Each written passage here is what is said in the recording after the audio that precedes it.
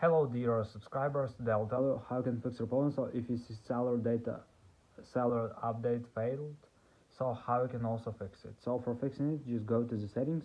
In the settings you need to find cellular, just try to turn it off and turn on again. So another thing you can try to open cellular data options, just tap on voice and just try to switch it to 3G from LTE and to LTE again. So just switch your type of your cellular data.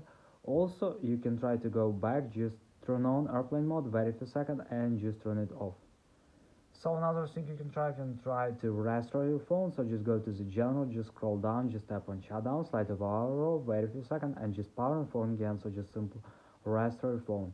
And the latest option you can try also to update your device. So just go to the general, just open software update, and if you see here available update, just tap on download and install and wait until it will successfully install the latest updates for your Instagram app.